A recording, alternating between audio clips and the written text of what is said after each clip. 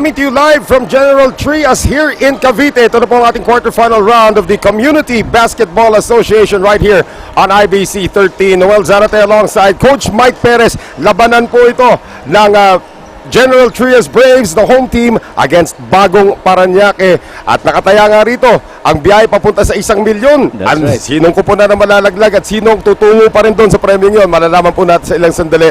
Coach Mike, pag-usapan natin yung biyahe ng magkabilang kupunan papunta rito sa kinaroroonan natin ngayon.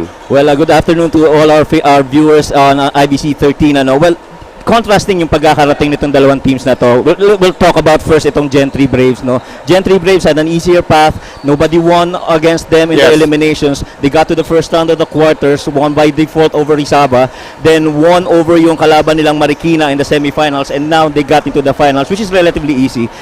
Itong Parañaque, medyo iba ang naging daan nila papunta dito. In fact, if you look at the 4 teams that entered into the the conference finals, it's only Parañaque, the number 3 team, that was enabled to sneak in as they won over the Manila Sausage Kings in that semifinal game last week. And it will be a battle actually of youth versus experience para dito kay Coach John Flores of General Trias. Kinikwento niya sa akin, galing interbarangay pa daw itong mga to. They grew up together and they are playing as a cohesive unit because ka magkakilala sila. Para naman dito kay Coach Mike Sagigit, para sa kupunan ng Parañaque, a bulk of his players coming from the Olivares College, former NCRAA champion. So again, the youth versus the experience. What gives in this matchup? Well, I think pag tinignan mo, let's talk about the youth of Parañaque. No? Aside from the youth that they have, it's really the system that's being run by Coach Mike Sagigit that's really been instilled and already nanduna sa loob ng sistema nitong mga players ng Parañaque. You're talking most of these players are coming from Olivares and they really execute their half-court set. We can take a look at the starters para sa magkabilang kupunan. Gentry, of course, having the taller team. Evangelista will be assigned to take most of these rebounds. Pero para naman sa kabila, the addition of Felix Apreco gives them a lot of energy as well para sa Parañaque. That's right. And ito, one of the things that's lacking when you look at the Parañaque at the start early of the season is that kulang sila sa big man that could actually dominate inside. In fact, they still have that now. Pero ngayon, nandito si Reverente at si Apreco para tulungan sila dyan. So pinakilala na nga po yung starters para sa magkabilang kupunan. Bagong Parañaque in green, they could be the team of destiny dito, Coach Mike, after upending the Manila Sausage Kings.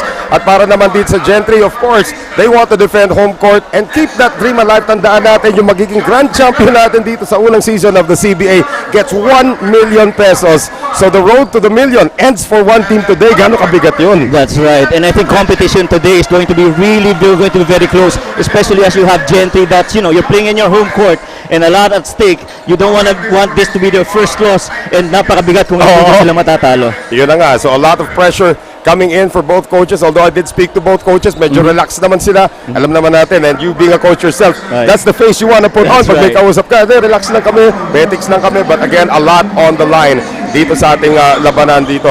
Ayan po aming pangalan, Noel Zarate alongside Coach Mike Perez. And we are underway dito po sa ating labanan. Ang ating mga referees, Messrs.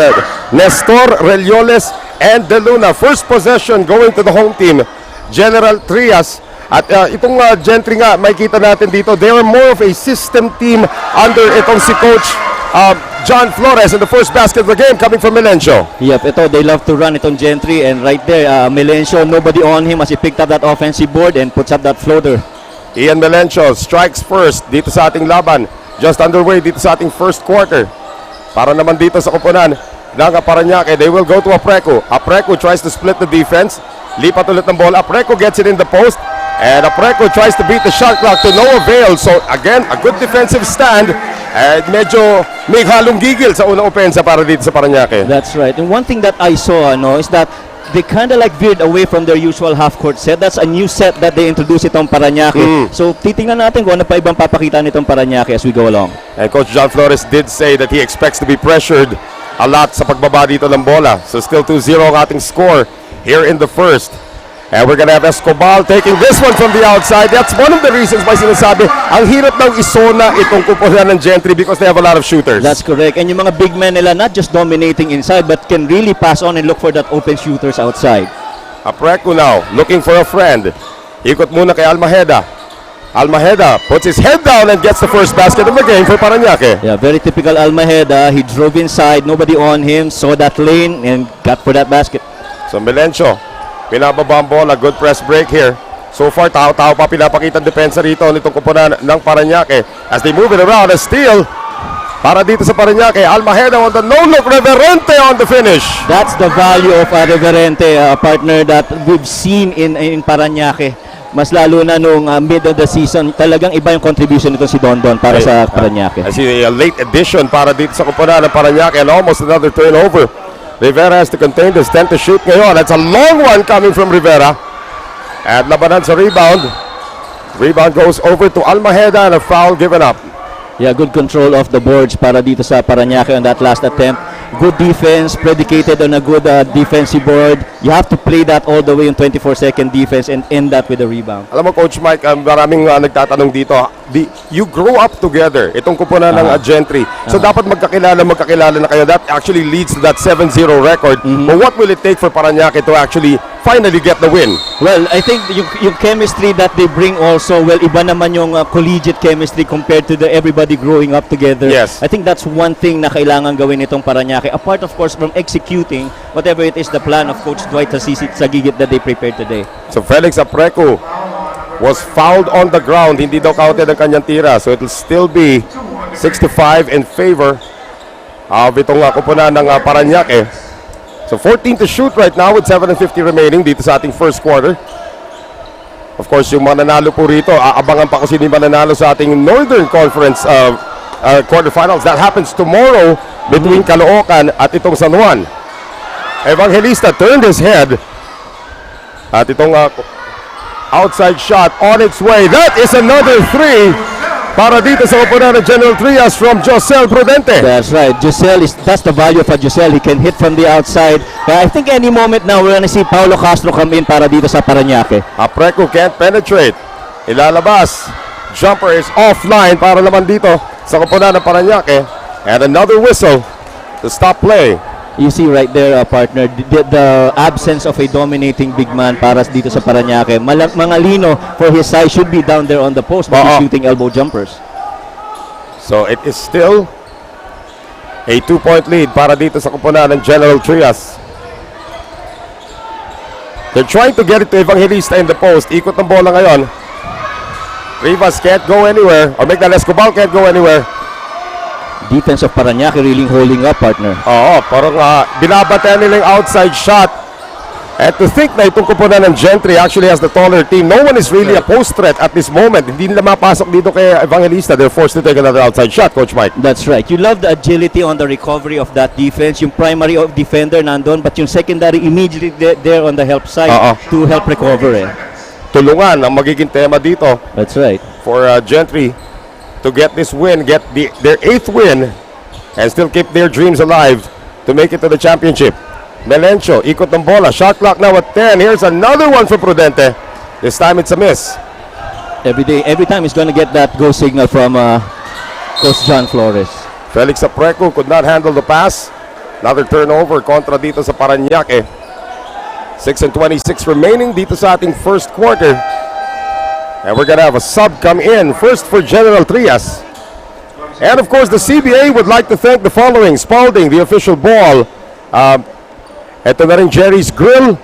Pati na rin itong RCG Sportswear, the official outfitter. And Hurricane HLV fans.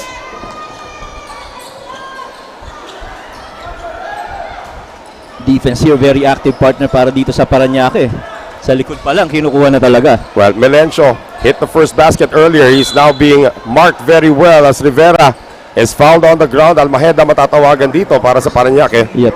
Huge first step nitong si Rivera. A challenge for the defenders. Mas maliliit kasi yung Parañaque. And the defense trying to hold this down. Here's Rivera. Parañaque now on a zone, partner. Yan lang inaabangan natin. That's right. If they go on a zone, that's going to free up a lot of shooters. Let's see what they do. Prudente taking it strong. That time the zone worked. All and running once again. Itong kupunan ng Parañaque taking it all the way. And good late defense coming from Prudente to stop the fast break. That's right. Prudente was really just waiting for those two hands to gather on the ball. Once he saw that, he clipped. And ayun, outside yung bola, turnover. Ito si Reverente. Hindi siya natural center, no, Coach Mike? That's right. Hindi talaga. Being tasked to take that one. Actually, it's Mangalino who's actually supposed to be manning that center position. That's correct. Apreco, baseline, yes. That I think is one shot that he's grown to develop over the years, itong si Alex Apreco. Kasi mas known ito for inside penetrations eh. Well, Felix Apreco is able to tie it up at 8 with 5:28 remaining dito sa ating first quarter. Nice cut, Rivera. Wala. Labanan sa rebound and that is batted out. This will go back to Parañaque. Breakdown there on the defense of Parañaque. They opened up that lane. They're playing zone. That slice cut of itong si Rivera. Buti na lang hindi pumasok. Here's Kervin Lucente who's gonna see his first action of the game. Interesting story para dito kay Lucente. He actually learned to play basketball late. Actually, sa high school na natuto yan. Na-discover yun, nagkakalisthenics sa labas. Nakita yung laking tao. Turuan natin mag-basketball and now the rest is history. Three-pointer. That was a challenged one. Dwight Sagigit knocking it down. Well, that's one weapon that Parañaque would turn to. Dwight Sagigit together with Paulo Castro. Still, we have not seen on the floor. If those bombs would explode, that should do well for Parañaque. So now with Lucente in, there is a legitimate rim protector. Left wide open, three-pointer on its way, and that is good para kay Rivera. OO's the right turn partner. Every time straight on, direct line a shot para dito kay Rivera is gonna sink that. Apreco, aatake sana. The defense starting to collapse. Almaheda thinking about it. Almaheda, series of moves. Pero wala kanya tira. Felix Apreco gets it back. Apreco, and he brought out his arm. Good call by the official. The presence of itong si Rivera. Never letting down on that defense dito kay Apreco. Na-bother kaya na-powered off siya. And more subs coming in para sa kumpunan ng Parañaque. Our first look now at JP Rabe. Well, JP Rabe, partner, is one of the players that came in mid-season para dito sa Parañaque alongside Jed Salaveria and sila Lalata and atong si Felix Apreco. I don't think Lalata is on the bench right now, Coach I Mike. didn't see him either. So we are tied at 11. 4:27 remaining dito sa ating first quarter. Rivera. Nice pass inside. Great defense, however, para sa Parañaque. And that was Reverente with the block. Now Reverente leading the break. Into the front court. Lucente on the turnaround. Very basic spin going baseline. Nobody on him. Good loop, good follow through, and the basket. And this kid is about 19, 20 years old. Still a lot of basketball ahead. Sobrang bata. Para dito kay Kervin Lucente. Another open look for three. This time it will be a miss para kay Escobar. And stay right here, sabi ng ating official. The foul is on Parañaque. Well, you can see right there, while nauna dun sa spot na yon, itong si Kervin Lucente, na out-hustle pa rin siya ni Rivera and he was called for that foul. And we all know that rebounding is more about desire actually than any technical knowledge. That's right. As Charles Barkley would say back then, the guy who's most active in the dead air situation, yung nakakakuha ng bola. Tama yun. Despite the fact that he wasn't really that tall either. That's right. Melencio still working against this zone. Melencio puts it up. That's a forced shot. So the zone defense starting to work ngayon para sa kumpunan ng bagong Parañaque. And they're off and running. They have a 2-point lead. Lucente lost the ball. Great recovery there by Jong Bondok who just checked in. And another turnover. That's going to be a foul. Actually, a good one by kay Prudente to stop the fast break. That's the value of a Rabe that you have for Parañaque. A hard-nosed defender who's not afraid to compete against anyone. Whatever the conditions would be, lalaban itong si Rabe. And JP Rabe, Energizer Bunny off the bench. And another sub coming in para sa kumpunan ng Parañaque. And I finally get to see ito si Paulo Castro checking in for the first time. Yep, of course, itong si Paulo Castro, a known shooter. In CBA, I think he's the one who set the 26 points in a half para dito sa season natin na ito. Well, let's see if we can get it going. The lead is only 2 para dito sa Parañaque. Lucente tries again. This time he will miss. Rabe tracking it down. Nice cut by nice Apreco pass. and Felix will score. Nice pass. Good recognition by Felix Apreco. Pressure is on once again. And away from play. There was a timeout called already. And we will be back in a few moments. It is a 4-point lead para sa bagong Parañaque, 15-11 kontra sa General Trias.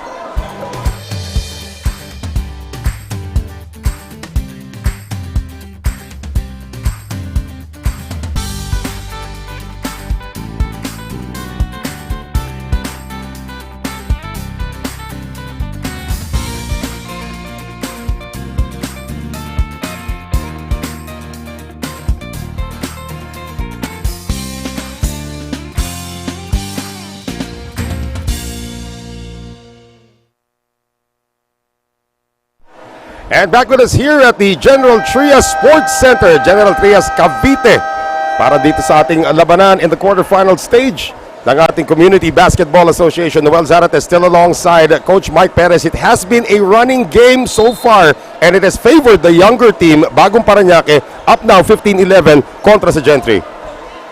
Well, I think it really starts with the zone defense that they deployed early on. Makikita mo talagang the recovery on the defensive end para dito sa Parañaque really working wonders for their team. So the pressure is still ongoing ngayon. Melencio, as we moved it around ngayon, three-pointer, wala para dito kay Bondok. Reverente has to look for a guard. He's actually playing power forward in this one. Lapreco almost lost it and Castro has to recover. Good recovery para dito sa Parañaque. Castro tries to find Lucente. Great defense that time by Gentry. And off to the races now. Behind the back pass. Muntik na mawala. Gillian! That was a basket by Gentry, but you love the activity on the defense, partner. And a bad pass on the inbound. Melencio takes it. Melencio keeps it himself. This is when Gentry becomes now very dangerous on open floor. Your defense not set up. It's always going to be a penetration inside para dito sa Gentry. Iba talaga magkakilala talagang mga malalaro. That's right. Rabe escapes and scores. Porous on that last defense itong Gentry, and Rabe still playing nose to nose against dito kay Melencio, partner. Ito, malangkit na yung pressure defense na pinapakita ng Parañaque as we have under 2 minutes remaining in the first. The visitors up by 2, 17-15. They go to a center post play ngayon. Sa loob, Gillian, and he is hammered by Lucente. Free throws coming up para kay Gillian. Classic half-court set. You've got the double high post. When you other post gets it, somebody would dive down. And that time, basket na foul itong si Gillian on that way to the Yan rim. yung mga simpleng plays, Coach Mike, to try and break a zone That's defense. right. Hahanapin mo yung mga maliliit na That's butas right. where you can operate. And that time, free throws coming up para kay Gillian. And I like to give credit dito kay JP Rabi. He's really been doing a good job of Melencio. I mean, the amount of time that they consume before they get to the half-court, tama. talagang napapakonti na yung execution na time ng ng Gentry. Porto is in the game for the first time. Ito si Hadi Porto, double-double machine dito sa CBA as we have a split from Gillian. Lamang pa rin po ang Parañaque, 17-16. JP Rabe tries to take on the defense all by himself. Vinny Bigaso in the game for the first time. One of the stalwarts ng Olivares College. And here's De La Cruz on the spin move. Beautiful spin. Once he got that defense committed, going middle, spin the other way. Now, Philip De La Cruz gets his first field goal of the game. 1:22 to go dito sa ating first quarter. So far, so good for Parañaque. And that's gonna be number 2 on Lucente. That's a bad foul on Lucente. He knew that his defense was late. Didn't have to touch anymore. Masyado siya nag-gamble Being the tallest player on the team as well, that is going to be a big loss, at least for the rest of this first quarter, and maybe more in the second quarter. He's at 6'5", penalty situation na para dito sa Parañaque. Right, that's why Coach Dwight Sagigit was forced to insert back in itong si Mangalino to replace Kervin Lucente. He's too valuable to be kept in there.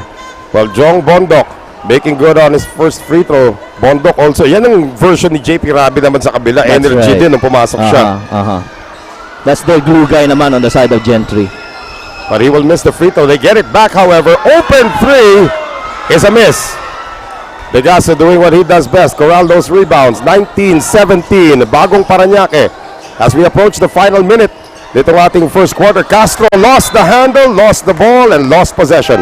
One of the very few times you'll see Paulo Castro in that situation. But we hope he gets his rhythm for Parañaque because they really need Paulo to be able to score. And this is where John Flores now starts to shuffle That's yung right. kanyang mga personnel. Alam naman natin, lamang sa youth itong Parañaque. So he's trying to insert as many fresh legs as possible. Although Melencio is not rested yet today. Bondok nearly lost it, recovers and gets it to go. If you've got a glued guy like Bondok who battles it out with you recovering those loose leathers, you're going to love it if you're Coach John Flores. Tumabla na itong home team, General Trias. The undefeated squad coming into this matchup at 7-0. Rabe barely keeps it alive. And a forced shot that time coming from Parañaque. Mangalino and a whistle against Gentry. Well, on those last two offensive sets, partner, para dito sa Parañaque, you could see the defense of Trias already adjusting, making it more difficult for the Parañaque to even get any penetrations or long shots at that. Well, now, finally, Melencio gets a rest. Our first look now at Nico de los Santos coming in, the backup point guard. Shot clock and game clock separated by about 11 seconds. Castro pulls up from 15. Malakas. Battle for the board. Castro comes away with it. And still a differential between the clocks. However, last touch Parañaque. Last shot could belong dito sa kuponan ng Gentry. Gentry, knowing the value of Paulo Castro, immediately, pag nasa kanya bola, may tao kagad sa harapan niya, kahit sa likod, meron pa. Nasa likodan pa rin sila. With 4 seconds remaining here in the first. They want to get the last shot off. They do. Will it go? No. And that's the end of the first 10 minutes of action. Pukpukan po dito sa ating quarterfinals with Bagong Parañaque and the General Trias Braves tied at 19 at the end of one. Second quarter happens when we return.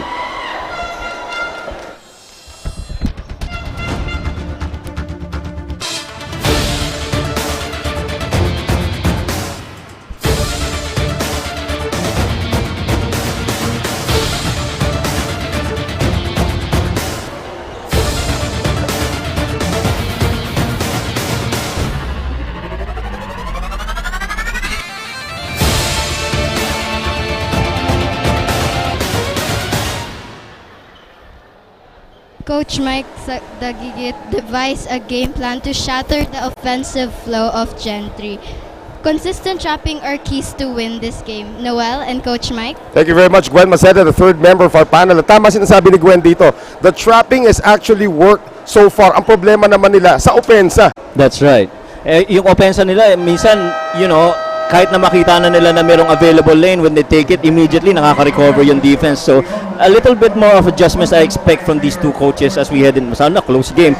Like what we said, pukpukan tong labanan na ito. Pero pag naging takbuhan ito, pakiramdam ko lang, Coach Mike, correct me if I'm wrong, but it looks like it could be Mike Sagigit's troops who might have the advantage if it stays a running game. That's right, I agree. Because while you love the pace in the offense of the Gentry Braves, you still have to see the pace on the defensive end if they're able to quickly recover. Tama.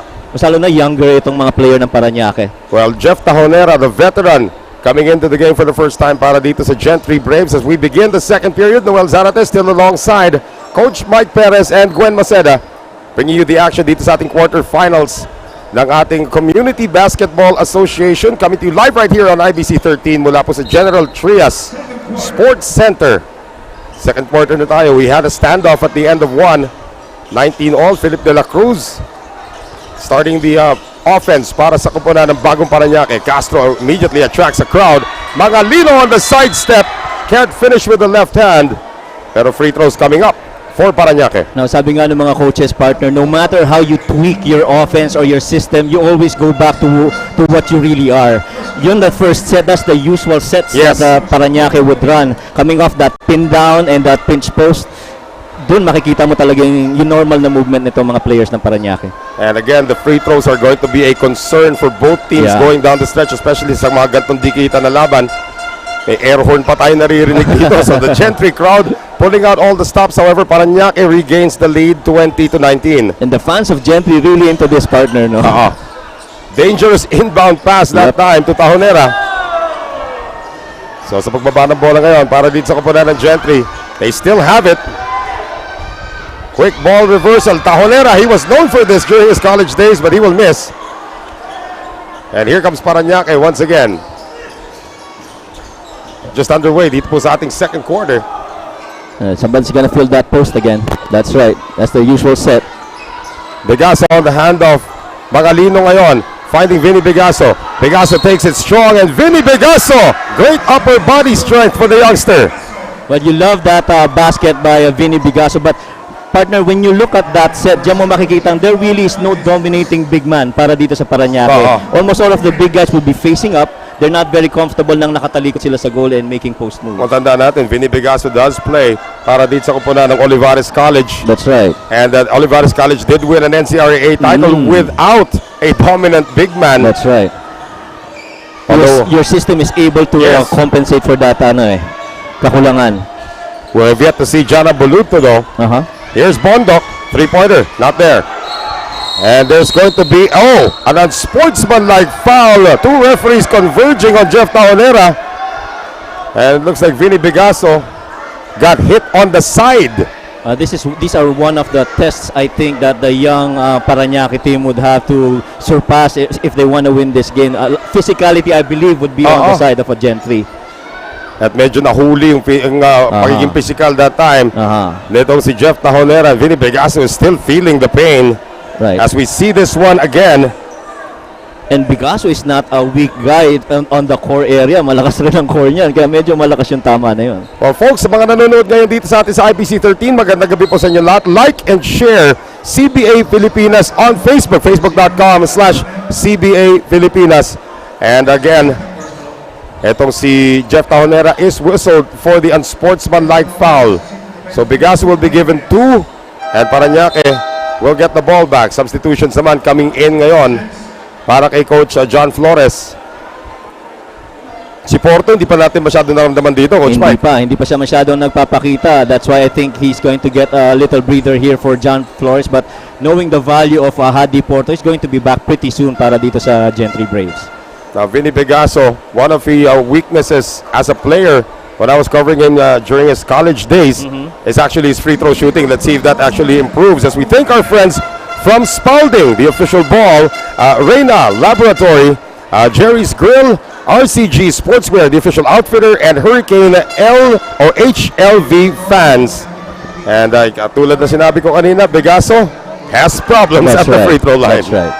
I mean, his percentages even through the regular season would be medyo suspect. So that's an area for improvement para dito kay Vinny.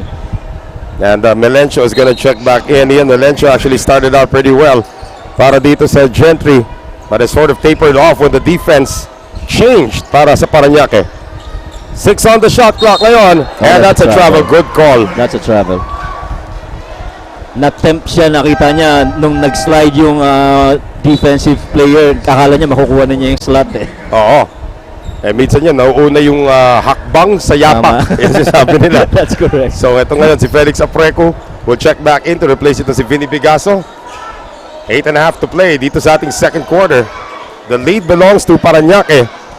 At itong kupunan ng Gentry has yet to score here in the second quarter. They're still stuck at 19 points at hindi nagkaamuyan that time ang mga players ng Parañaque. It will stay with the Braves. The interesting partner on that last set, they had Escobar at the point and si Melencio, they slid it down to the wing. Mukhang gusto nila umiscore na itong si Melencio. Well, Melencio actually got the first basket of the game. That's ang problema, yung depensa. That's correct. Iniipit na siya ngayon. A miss from the outside. They get it back though. Long shots producing long rebounds. That's correct. High pick and roll action. Hindi na ituloy kasi may foul na pamimigay si Paulo Castro. Yeah, nakahawak siya dun sa hip ni Melencio on that way to that game move by itong si Melencio. So it's slowly becoming a half-court game sa That's magkabilang koponan. And when that happens, the Braves should have the advantage, Coach Mike. That's correct. Here's Melencio on the step-back jumper, and he gets it to go. And another whistle. Down goes another player. Looks like Felix Apreco will be called for a second foul. Well, the referee is now calling it really tight, seeing the little action in the shaded area especially. That was John Rivera going down. Apreco called for the loose ball foul, so they count the basket with 8 minutes to go. At bola ulit. Nitong kupunan ng General Trias finally scoring after 2 minutes of action dito sa ating second quarter. Melencio getting it over to the side. Shot clock now at 8. Ian Melencio wala pa rin mapuntahan. Melencio has to take this one himself, forces it up. Wala. Rebound picked up inside. Rivera gets landed on. And a quick apology galing dito kay Philip De La Cruz. That's right. And he got baited into that attempt. Ang ganda nung peke nitong si Rivera. But you love Melencio. Shot clock winding down. He knew what he was going to do. He needed to create for his team. And something came up. Buti naka-rebound. Then resulting in that rebound pass. Very good athleticism also shown to be able to create his own shot na kahit na walang screen. That's right. Etong si Melencio. So John Rivera now going to the free throw line. At tinawag mo siya part of the Trias Trio. Right. Itong Gentry. Right.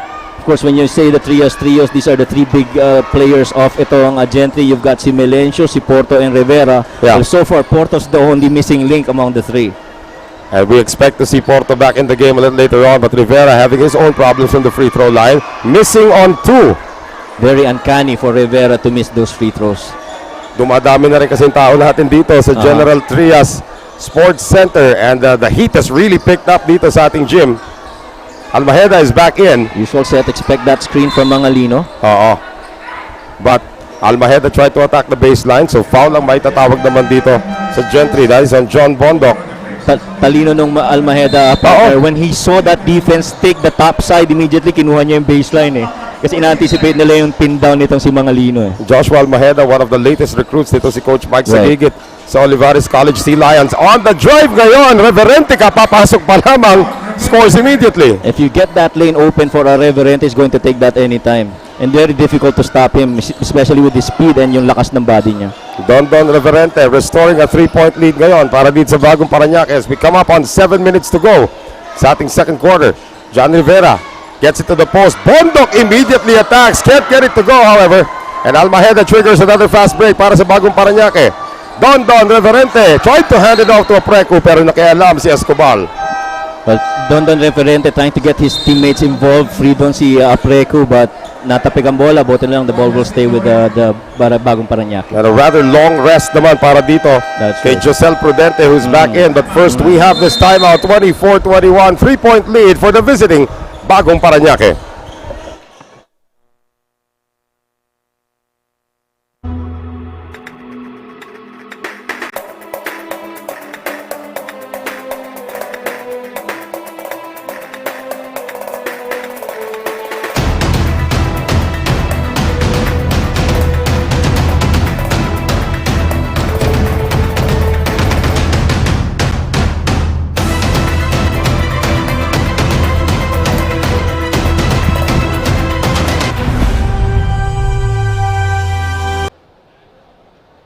Para naman sa General Trias, they like to play a deliberate game, but with caution. Alam namin ang capability ng Parañaque, so let's play our game. Noel and Coach Mike? Of course, that's John Flores speaking to Gwen Maceda about what needs to be done para makakuha nila ng kalamangan. I mean, it's been a game so far dominated in terms of getting the lead nitong kupunan ng Parañaque. Kumbaga, yung time of possession or time of the lead belonging to Parañaque because it has been so up-tempo. That's right. And the speed of recovery ng defense in transition is really doing well para dito sa Parañaque. But still a close game. That's right. Joshua Almaheda still has that 3-point lead para sa kupunan ng Parañaque. And 5-second kaagad, 5-second violation. And this is coming off a timeout. That should bother Mike Sagigit. That's right. Disappointing yan if you're a coach. You set off a play tapos you get violated lang by that 5 seconds. Well, however, the press is still on. Joshua Almaheda a little overzealous pagdating sa depensa. And again, you have to respect the speed and first step, yung quickness dito si Ian Melencio. Yep. And it's not just his first step, kundi yung misdirection ng first step niya. You think he's going to go right, pero biglang babalikan ka sa kaliwa. That's right. Rivera has it ngayon. That zone is still alive para dito sa kupunan ng Parañaque. Now they're trying to attack the seams. Melencio given a little bit of space. In and out sa kanyang tira. And another whistle. This is gonna go against Parañaque, it appears. Yep. And you can tell that Melencio really wants to score already para dito sa Gentry Trias. He's already had, 5 attempts in this quarter alone. Kanina, para nakadalawa lang siya. Well, Mangalino matatawagan ulit ng foul. That's gonna be number 2 on him.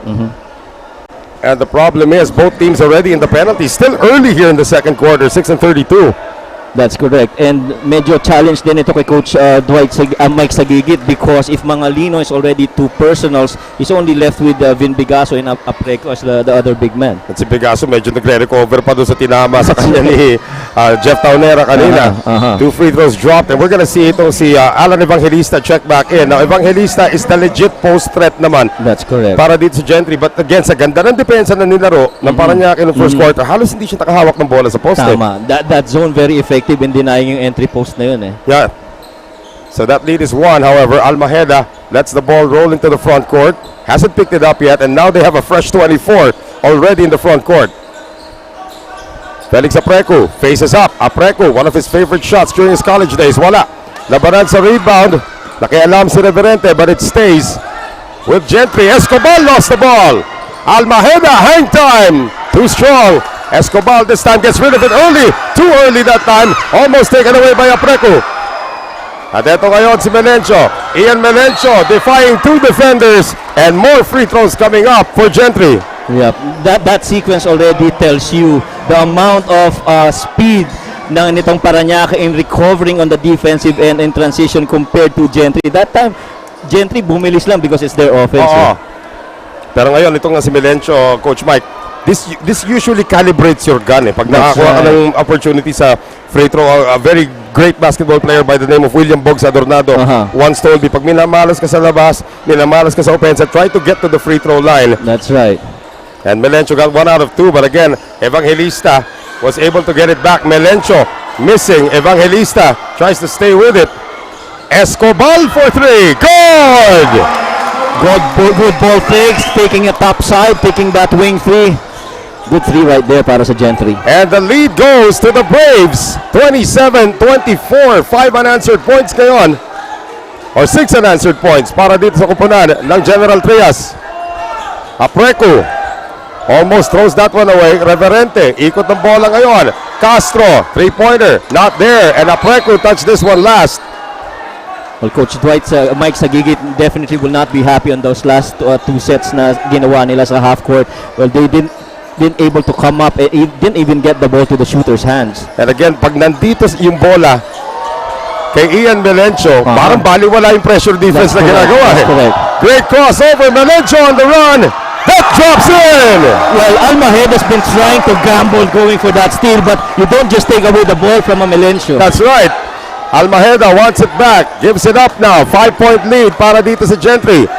Don Reverente on the spin. Lost the ball. And possession stays with Parañaque. 10 to shoot. Gentry doing a good job of scouting the tendencies of the players of Parañaque. They knew that Reverente was more defendable going left than going right. And right there, sinala kagad nila nung papunta siya ng kanan. Ito yung magiging palitan dito. Inserting more shooters. JP Rabe. That's right. Dwight Sagigit back in para dito sa bagong Parañaque. And bagong Parañaque has been stuck at 24 points for quite a while. But Felix Aprecu has a chance to change that at the free throw line. So this is now an 8-0 run ongoing para dito sa kupunan ng General Trias Braves. And you love the sportsmanship there of Alan Evangelista. Meaning he's the veteran guy over Felix Aprecu. He immediately picks him up and taps him on the head. It's good move right there. Okay, si Felix Aprecu actually later in his college career improved his free throw shooting and makes good on his first. Laking letra niyan. Kaya talagang makikipaglabanan niyan sa ilalim. Aprecu misses on the second. So finally nagkaroon na ng puntos after a long drought itong kupunan ng Parañaque, but they're still down by 4. Crossover again, Melencio. This time he has to earn it from the free throw line, and every time gumawa ng crossover yan yung tao dito sa Gentry nagwawala. Parang si Melencio yung push button ng pag-go ng itong mga fans na maghiyawan no? Ay hiyawan nila talaga. Dinig ang kabilang barangay as we see this move once again. Look at this. It was an inside-out crossover, Coach Mike. On both situations, whether Almaheda or yung kay Rabe, the thing that they did there was immediately when they gambled to try for that steal, the game move worked for Melencio. And these free throws are helping Melencio more and more with his confidence pagdating sa kanyang stroke. 4:43 to go dito sa ating second quarter. And Gentry now starting to turn on the Jets. After being down a majority of this game, they now enjoy a 6-point lead, 31-25. Well, what's more concerning is that Melencio is starting to score. Yon. Rabe, straight away 3. Not a good shot selection. And guess who? Melencio has it. Melencio, binilisan na naman yung pace. Takbuhan na naman ng mga taga-Parañaque to try and keep up. Kita mo, ang bilis nilang binaba pero nandun din kaagad yung mga taga Parañaque. That's right. Bintis nga lang at tira ni Rivera sa labas. Reverente. And that's gonna be a blocking foul on Escobar. Well, Escobar was caught backpedaling as etong si Reverente was going for that dribble drive. And he could do nothing else. Late na yung legs niya. He had to foul Reverente. Ito rin magandang pwedeng gawin dito ni Coach Mike Sagigit. Knowing that both teams are now in the penalty, just take it strong. Early offense, ika nga. That's correct. So, Don Reverente, one of the late additions dito. Again, not a legitimate center, but also provide some center skills like itong rebounding pati na rin rim protection. And if you're Parañaque, you gotta love where you are. I mean, you're down 4 points. This is no sure win yet para sa Gentry. They're still within striking distance. Well, Parañaque nga, we talked about it at the top of the coverage, Coach Mike thinking that they could be a team of destiny. That's right. After defeating the Manila Sausage Kings to make it here. Pero again, knockout lang ito. One misstep lang dito. That's what John Flores was so worried about. Correct. Coming into this game. One misstep and they could lose their chance at that million. That's right. Evangelista, finally nakakuha ng make that Gideon getting that post move. Good body contact, separation before he took that shot. At tapang abata, ito si Dondon Reverente. Just attacking the defense that time. Ito si Hadi Porto. And again, Hadi Porto is having a slow start today. Tama, partner. And I think they really need to give him more touches for him to get his shots outside. This guy's known for long twos and perimeters. I mean, he has to get to those spots. But you have to give credit as well for Parañaque for preventing that on freeing up si Porto. And they're not changing up the depensa nila, which is also working in their favor. However, the free throws have not been working para dito sa Parañaque. They're now one of their last 5 from the free throw line. The value of a free throw, partner, no? 1 out of 6 now from the free throw line. And they are down by 6. Porto on the crossover. This is where he's dangerous, partner. But Porto overshoots at that time. Medyo natakam dun sa hiyaw ng tao. Foul in the backcourt. More free throws coming up. And probably the best free throw shooter on the team is now sent to the line, and Dwight Sagigit. Yep. Dwight, this is one player as well on Parañaque who really hasn't gotten himself going offensively. So this should feel good for him to see that ball go through that net and probably, like what you said, to calibrate his shot. Ito si Dwight Sagigit. I covered him during his college days. Dead shot from beyond the arc. Actually averaged 3 makes a game in his last season in the NCAA. Although hindi nga pinala ditong kupunan ng Olivares to defend their title. Sagigit, again, good on 2. Automatic yan sa free throw line. So 33-29. Prudente. And again, that press is useless. If they cannot find a way to double team itong si Melencio in the backcourt. Melencio with a great drop pass inside. Gillian again! Well, the primary defense of Rabe on Melencio is really going to be key in stopping the offense of itong Gentry. 35-29. Another 6-point lead. Reverente, Rabe pinag-isipan. He had the open look. And this time a set shot 3. Not a good one. Coming from Reverente. 3 minutes sarado. Natitira dito sa ating second quarter. Transition 3 is a miss. Galing dito kay Josel Prudente. Parañaque somehow gets the ball back. Reverente evades 1, evades 2, evades 3, but misses the shot. Outlet pass, nobody home for Parañaque. Touchdown, General Trias. Pace on the offensive end is always going to favor the Braves on that end. They've got big man that can control the rebound and throw those outlets. And Coach Mike Sagigit is now looking at this 8-point lead erected by General Trias. 37-29. Timeout, Parañaque.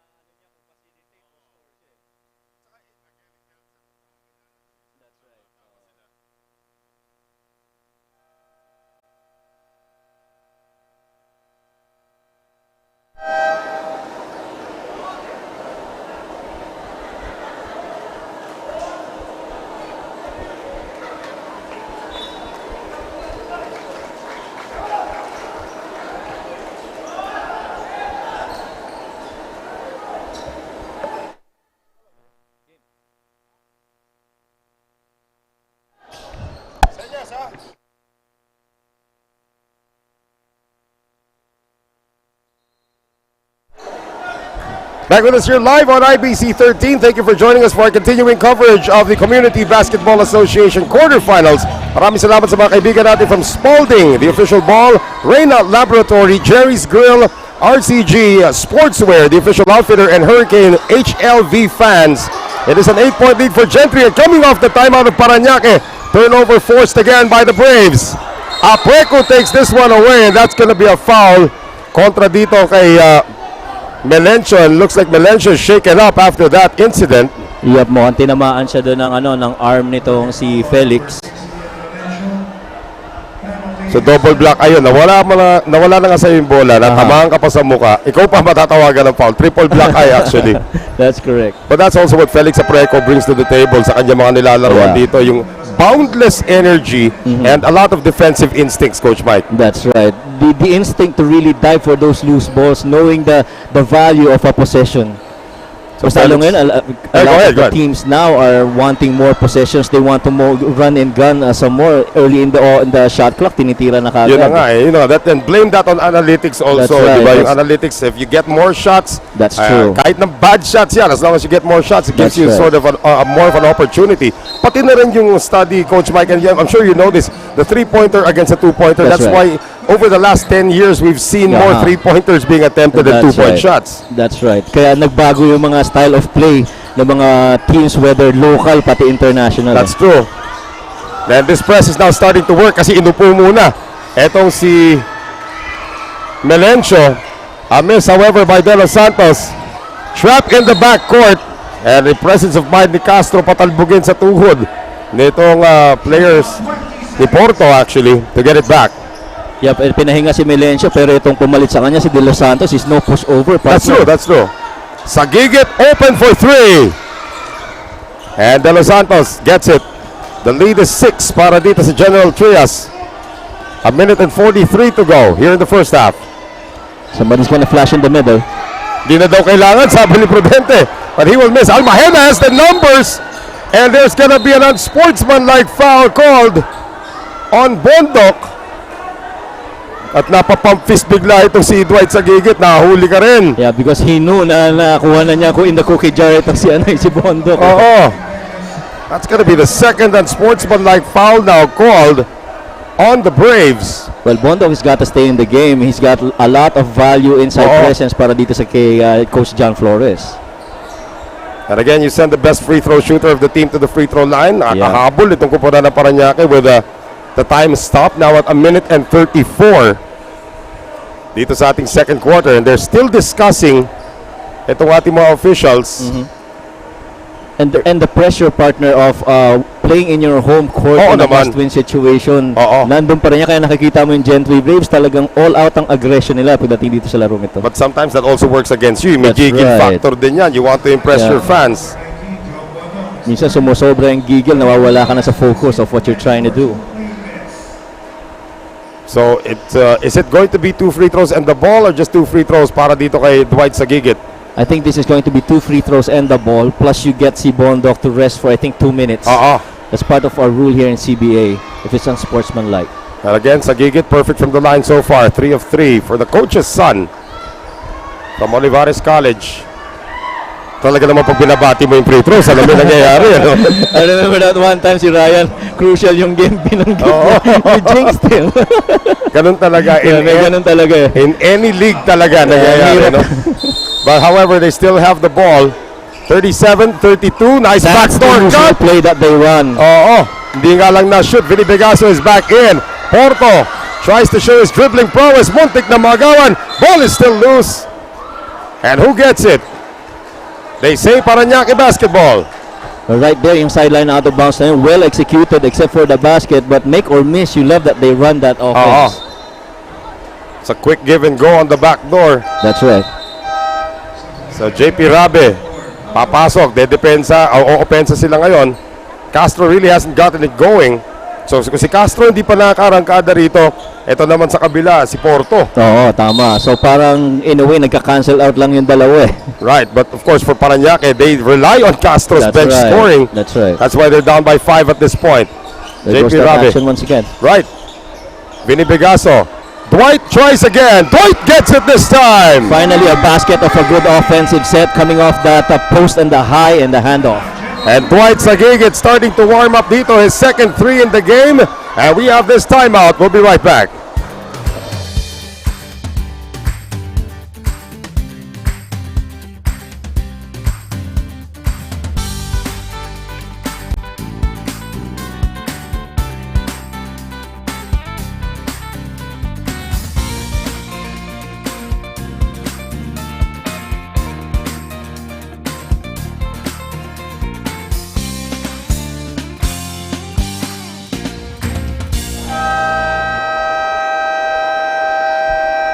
Back with us here at the General Trias Sports Center dito po sa Cavite. And we have a close one. It looked like itong General Trias Braves, Coach Mike, was going to blow the game wide open but they had an 8-point lead earlier. But now, Parañaque comes back mula nung naupo itong si Ian Melencio. It's been Parañaque taking charge now, only down by 2. That's right, and they saw that opportunity to gather themselves and re-strategize, readjust. And the value of a Melencio partner, no, the initial creation on the offensive end is really the thing that's medyo nawala ng konti simula nung umupo itong si Melencio. And taking a look at the lineup nitong koponan ng Parañaque, it's a very small lineup. It's actually Vinny Bigaso playing center now. He's about 6'2", and that's being generous actually. That's right. There's the pressure. And they force the turnover. Sagigit gets it over to Reverente. Ilalabas kay Almajeda. Almajeda on the run. That one rolls out. A minute to go here in the second. Gentry dodged a bullet that time. That's right. Yung mga penetrations na yan could have been easy baskets, but good thing in defense nila was able to hold off. Oh, that's a backing violation. Jeff Tajonera. At itong si De Los Santos not on the same page. Yep, kung si Melencio ang nandun, that would have been a more fluid set para dito sa sa Gentry. So, well, that turnover is going to cost them right here. Is it going to be for the leader? Is it going to be for a tie? Almajeda picks it up. Sagigit again. Sagigit again. 3 3-pointers in the game para kay Dwight Sagigit at lamang na naman po ang Parañaque, 38-37. On that press goes on, partner. Almajeda drops it off. Dwight Sagigit retreats to the free throw line. Bibigay naman kay Rabe. He overshoots this one. They wanted the 2 for 1. They barely got it. I don't know if they actually got it because there's a 1 second differential between the clocks. That's right. Porto on the miss. Guillen again. They still have time here. 10 seconds remaining. 39-38 Gentry. Great pass. Vinny Bigaso on the finish. And the unselfishness, Coach Mike, nito ko po na ng Parañaque has given them a 1-point lead in the halftime break. I agree, partner. I agree. So it is 40-39 for Bagong Parañaque over the home team, the undefeated General Trias Braves. We are at the half. We'll be back for more here on your Community Basketball Association.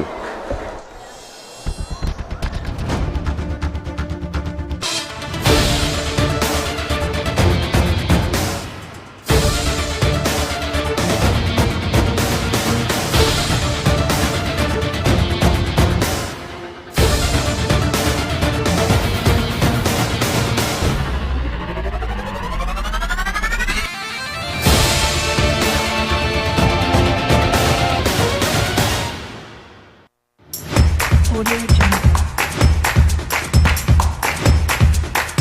Audio Jungle.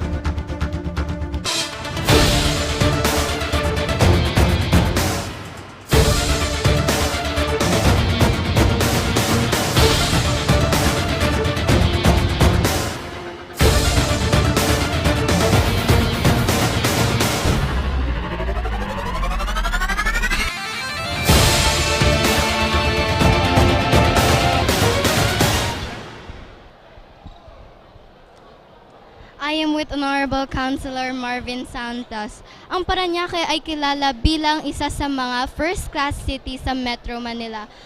Ngayon na nasa Division Finals na kayo, paano ninyo mapropromote ang bagong Parañaque? Hi, good evening sa lahat ng nanonood. Mapopromote natin yung Parañaque. Hindi na naman sa sports. Pinagtutunan natin ng pansin para sa mga kabataan. Hindi ang Parañaque, kilala ngayon bilang isang entertainment city capital. Kanino tayo? Nakigaw? Gusto po ba kayong batiin? Siyempre, ang Mayor Edwin Olivares, Kanino ka? Vice Mayor Rico Goles, ang Congressman, Congressman Eric, Gasta Munting, at ang buong City Council at lahat ng mamamayan ng Parañaque. na sumusuporta sa Team Bagong Paranaque. We'll be back on CBA Pilipinas.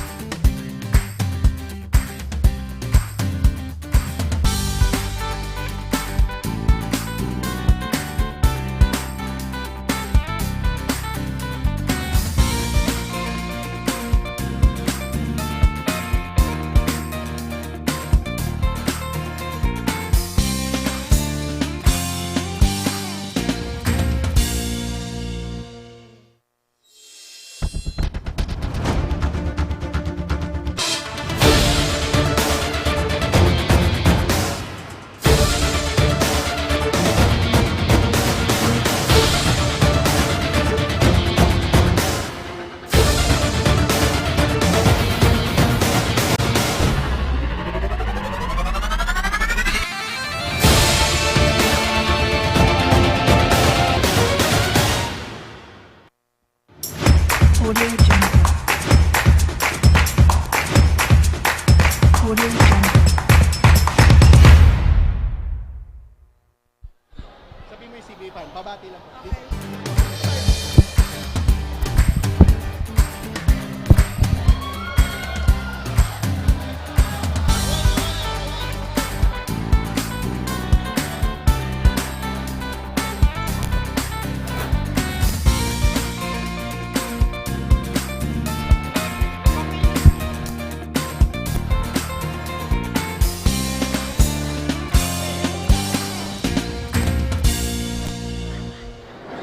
Hi, I am Gwen Masada, your courtside reporter, and I am with a fan. Kamusta po ang panonood ng CBA Pilipinas? Okay na, very hot. Kaso mo, happy kami lahat kasi labanan ng mga